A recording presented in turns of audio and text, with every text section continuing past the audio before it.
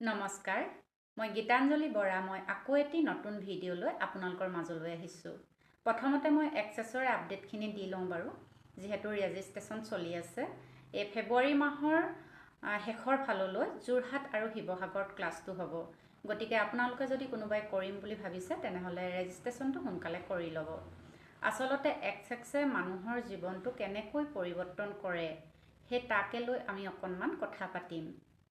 আপুনি যদি বহুত বেছি চিন্তাত পৰি আছে, আপুনি যদি অনবৰতে এটা চিন্তা টোপোলা লৈ ঘূৰি ফুৰিছে, তেনেহ'লে সেই চিন্তাটোৱে আপোনাক এদিন বিপদত পেলাব পাৰে। আপোনাক যদি মনৰ ভিতৰতে চিন্তাই খুলি খাই আছে, তেনেহ'লে আপোনালোকৰ এদিন সেই চিন্তাটোৱে এদিন ৰোগ কৰিব পাৰে আপোনাৰ শৰীৰত।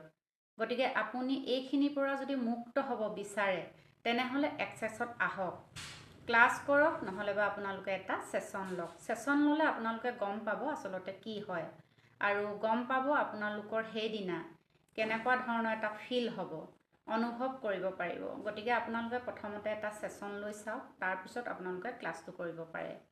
আচলতে এক্সেছে কৰিব নোৱাৰা কাম একোৱেই নাই, সকলো সম্ভৱ। আপুনি যদি বিচাৰে তেনেহ'লে আপোনালোকে এটা নতুন জীৱন পৰিৱৰ্তন কৰিব পাৰে, নতুন জীৱন বিচাৰি পাব এক্সেছত আহিলে।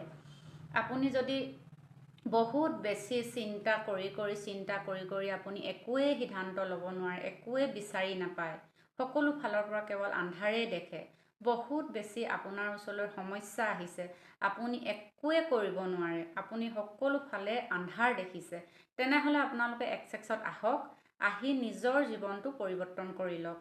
চাব তেতিয়া আপোনাৰ জীৱনটো কিমান সুন্দৰময় হ'ব, কিমান ধুনীয়া হ'ব। আপুনি তেতিয়া সকলো ফালে চালেই আপুনি পোহৰ দেখিব। গতিকে যিসকল মানুহ নিজৰ শৰীৰটোক লৈ বহুত বেছি চিৰিয়াছ, তেওঁলোক কিন্তু নিশ্চয় আহিব। তেওঁলোকে জানে যে আচলতে আমাৰ চবতকৈ ডাঙৰ সম্পদ নিজৰ শৰীৰটো, নিজৰ বডিটো। গতিকে লৈ আমি কিয়নো ইমান ইগন'ৰ কৰি থাকিম? আমি নিজৰ বডিটোক লৈ যদি আমি ইগন'ৰ কৰি থাকোঁ, এদিন আমি নিজে বিপদত পৰিব পাৰোঁ। গতিকে আহক, আপোনালোকে এই টেকনিকখিনি শিকি লওক।